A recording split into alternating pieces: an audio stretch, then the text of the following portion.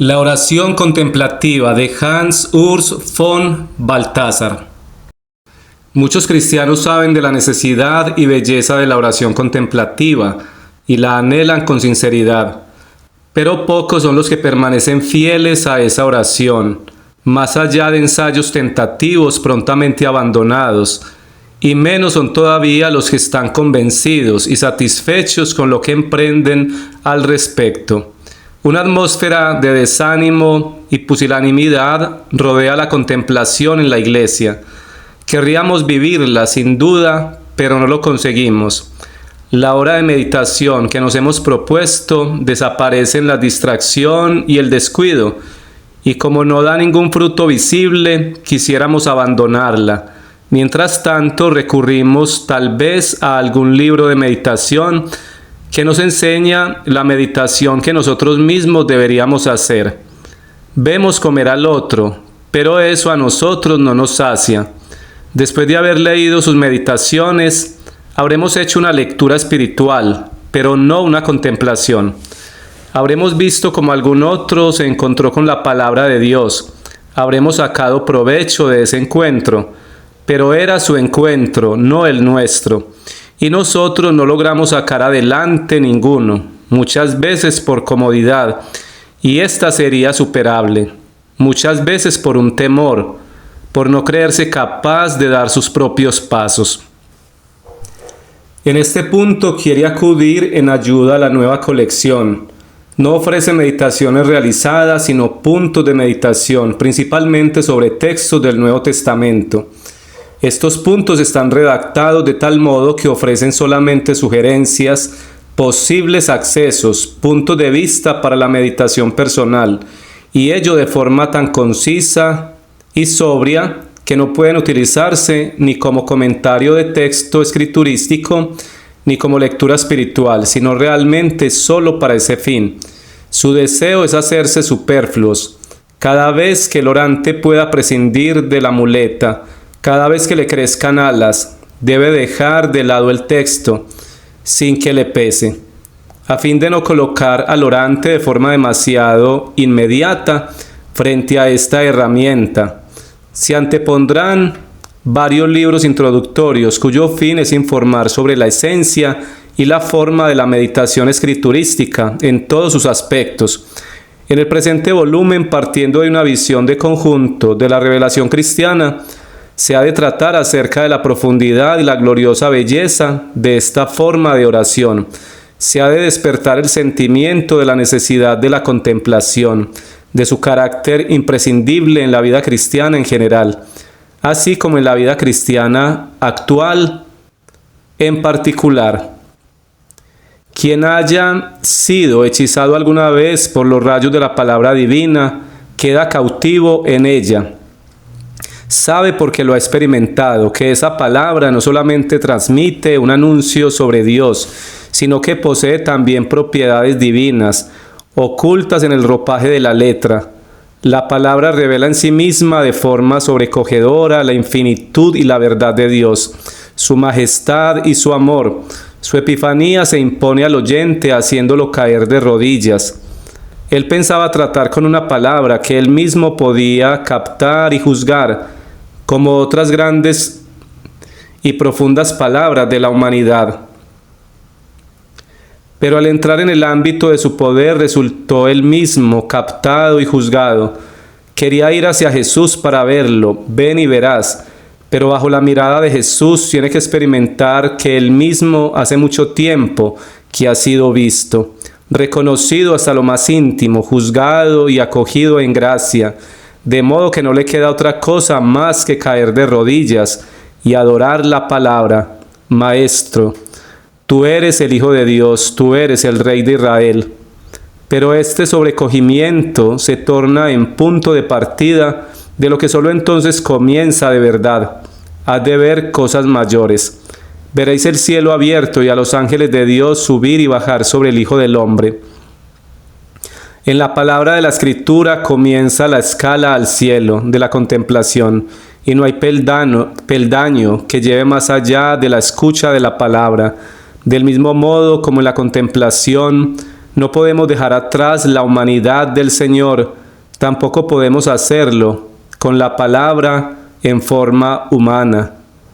En la humanidad encontramos a Dios, en lo sensible encontramos al Espíritu. Número 1. El acto de la contemplación. La necesidad de la contemplación. La mayoría de los cristianos están convencidos de que la oración es más que un acto exterior realizado en conformidad con un deber, en el que se dicen a Dios ciertas cosas que al fin y al cabo Él sabe. Una suerte de presentación diaria de respetos al Supremo Soberano, que recibe todas las mañanas y todas las tardes la manifestación de la leal sumisión de sus siervos. Y aunque en muchos cristianos, para su dolor y pesar, la oración se queda en este bajo nivel, ellos saben que la oración sería más que eso. En este terreno habría un tesoro escondido, si solo pusiera manos a la obra y cavara. En esta semilla residiría la fuerza para un árbol grandioso cargado de flores y frutos, si solo quisiera plantarlo y cultivarlo. En este improbo y duro deber residiría la vida más libre y más dulce, si solo quisiera abrirme y entregarme a ella. Lo saben o lo entreven oscuramente a partir de ciertas experiencias habidas en otro tiempo, pero nunca se han atrevido a seguir por los atrayentes caminos, a entrar en la tierra llena de promesas. Las aves del cielo se han comido de nuevo la palabra sembrada. Las zarzas de la vida cotidiana la han ahogado. En el alma solo les queda de ella un vago pesar. Y si en ciertas horas de la vida sienten la imperiosa necesidad de tratar con Dios de otra manera, que no sea la incesante repetición de fórmulas, se sienten torpes para ello. Es como si tuviesen que hablar en una lengua cuyas leyes descuidaron aprender.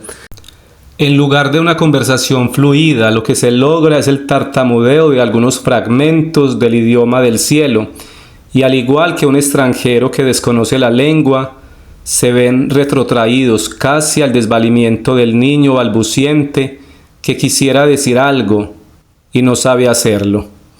Este ejemplo es equívoco, pues con Dios no se entabla conversación, pero aún así, en dos sentidos es acertado. Primero, en que la oración es un diálogo entre Dios y el alma, y además en que ese diálogo se habla una lengua determinada, evidentemente la lengua de Dios. La oración es un diálogo y no un monólogo del hombre frente a Dios. A la larga no existe en absoluto un hablar solitario. Hablar dice reciprocidad, intercambio de los pensamientos y de las almas, unión en el espíritu común y en la verdad poseída en común y repartida. Hablar exige un yo y un tú en su mutua revelación, y no habla el hombre en la oración a un Dios que se ha revelado al ser humano ya mucho antes en una palabra tan portentosa, tan universal, que en modo alguno puede tornarse en pasado, sino que sigue resonando de forma presente a través de todos los tiempos. Cuanto más correctamente aprende un hombre a orar, tanto más profunda su experiencia de que todo el balbuceo que dirige a Dios no es más que una respuesta al hablar de Dios con él, de modo que también lo segundo es válido, que entre Dios y el hombre solo es posible entenderse en la lengua de Dios. Dios comenzó a hablar primero, y solo porque Él se ha exteriorizado puede el hombre interiorizarse en Dios. Pensemos solo esto. ¿No es el Padre nuestro con el cual nos dirigimos a Él diariamente su propia palabra? ¿No nos lo ha enseñado el Hijo de Dios, que es Dios y palabra de Dios? ¿Habría podido inventar jamás un hombre semejante lenguaje por voluntad propia? ¿No resonó el Dios te salve María viniendo de labios de un ángel, o sea, una vez más en la lengua del cielo? Y lo que agregó Isabel, llena del Espíritu, ¿no es respuesta al primer encuentro con el Dios hecho hombre? ¿Qué sabríamos decirle a Dios si Él mismo no se nos hubiese comunicado y revelado antes en su palabra, de modo que tengamos acceso a Él y trato con Él, y se nos conceda mirar en su interior y entrar en Él, en el interior de la verdad eterna, para que frente a esa luz que nos inunda desde Dios, lleguemos a ser también nosotros luminosos y transparentes ante Él.